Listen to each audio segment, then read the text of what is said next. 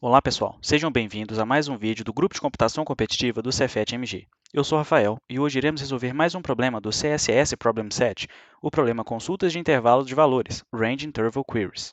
Inicialmente, vamos analisar o enunciado do problema que o CSS nos dá, para então discutirmos uma visão geométrica para ajudar a entender melhor o problema, para enfim desenvolvermos uma técnica para resolvê-lo usando Sweep Line e Segment Tree, e depois escreveremos o algoritmo em C++ e discutiremos alguns problemas relacionados. O enunciado do problema nos dá um array x de n inteiros, e a nossa tarefa é processar Q consultas da seguinte forma. Cada consulta vai nos dar 4 inteiros a, b, c e d, em que a e b, os dois primeiros, nos indicam um intervalo de índices no array, e c e d indicam um intervalo de valores. E nós temos que responder para cada consulta quantos inteiros i do nosso array satisfazem ao mesmo tempo o intervalo de índice e o intervalo de valores, ou seja, os inteiros i que estão entre a e b, analisando seus índices, e os seus valores estão entre c e d, dado pela consulta. E o ponto crítico dessa questão é a gente analisar as restrições que o enunciado dá, porque os valores de nq, por exemplo, variam de 1 até 2 vezes 10 à quinta, ou seja, os índices vão ser relativamente pequenos, esse intervalo de variação deles.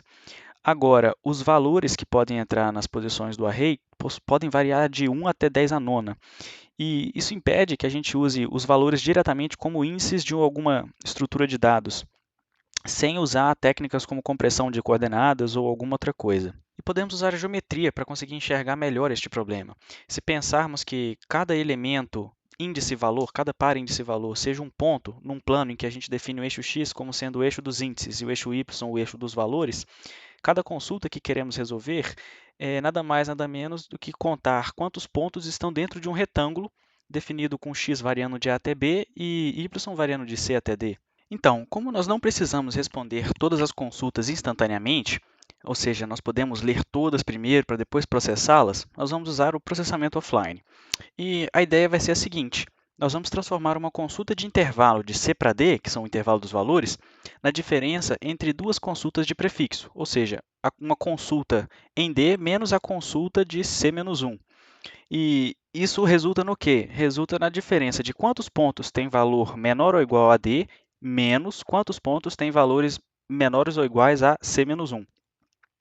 E para a gente conseguir gerenciar isso, nós vamos usar uma segment tree construída sobre os índices do array, e ela vai guardar a contagem de elementos ativos, e pela lógica, sempre que a gente passar para o valor xi, nós vamos ativar o índice i na segment tree. E uma consulta de soma no intervalo de a para b vai retornar o total de pontos ativos. E agora, vamos para o coração da nossa solução, que vai ser esta linha de varredura. Nós vamos criar 3 tipos de eventos. O primeiro seria para o início da consulta, com o valor c, que é o limite inferior do valor. A segunda, o ponto do array, que é o valor xi. E a terceira, o fim da consulta, com o valor d. E nós vamos fazer uma ordenação por valor para garantir que, sempre que chegamos no evento de valor v, todos os pontos que tenham um xi menor ou igual a esse valor v já tenham sido inseridos, na segment tree.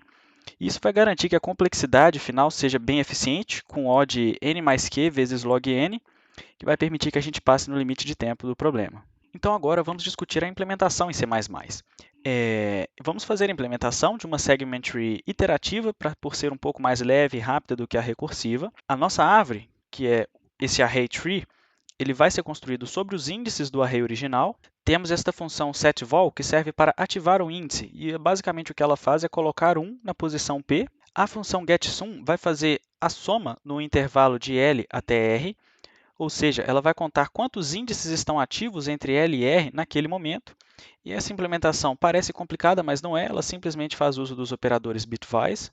E nós criamos uma estrutura de evento para representar os 3 eventos que discutimos anteriormente.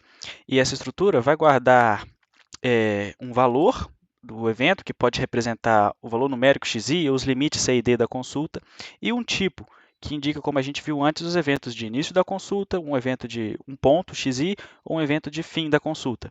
E nós temos que fazer aqui uma sobrecarga de operador para permitir a ordenação desses eventos, que acontece de primeira forma por valor, mas se houver empate, ela acontece pelo tipo. E não é uma ordem aleatória, precisa ser essa ordem 1, 2, 3, para a gente garantir que os eventos de tipo 1 sejam processados antes dos de tipo 2, que por sua vez sejam processados antes dos de tipo 3. Ou seja, a gente processa primeiro os inícios das consultas antes dos finais das consultas. E agora, na main, primeiro nós vamos ler os valores n e q da entrada e criar um vetor de eventos. E depois, vamos ler os valores do array e para cada valor que a gente lê, nós vamos criar um evento do tipo 2 e adicioná-lo no array.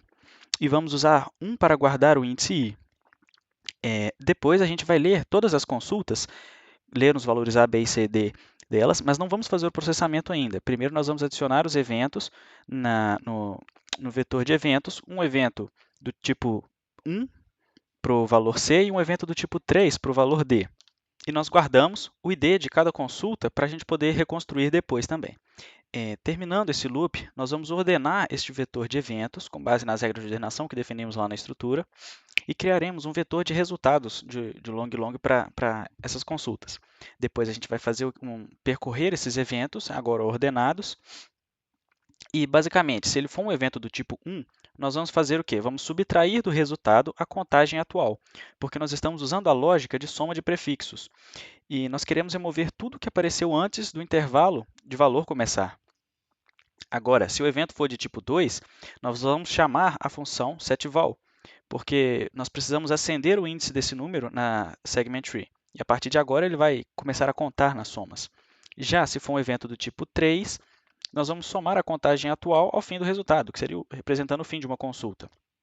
E, basicamente, a resposta final de uma consulta vai ser o quê? O total dos números ativos até o fim D menos o total dos ativos até o início C. Aí depois desse for, basta a gente percorrer o vetor de resultados e imprimir. E agora, vou abrir aqui o CSS para a gente tentar submeter o problema. Está aqui aberto, Range Interval Queries. Vamos aqui na seção de Submit. Vou selecionar um arquivo aqui, só um minuto. E vou selecionar aqui C++ na versão 17 e submeter. Será que vai dar certo? Aqui para vocês verem que é o mesmo código que a gente acabou de escrever. E, opa, sucesso, deu certo. Olha que beleza, funcionou o nosso código. E eu gostaria de deixar como sugestão outros dois problemas para vocês treinarem, também sobre consultas de intervalo, o Subarray Sum Queries 1 e 2, deixei aí os links. Obrigado pela atenção de vocês. Se gostaram do vídeo, por favor, curtam, compartilhem, trocam ideia com a gente nos comentários, vai ser um prazer conversar com vocês. E dê uma olhada no Instagram do GCC também, que está aí no QR Code. E, enfim, até a próxima.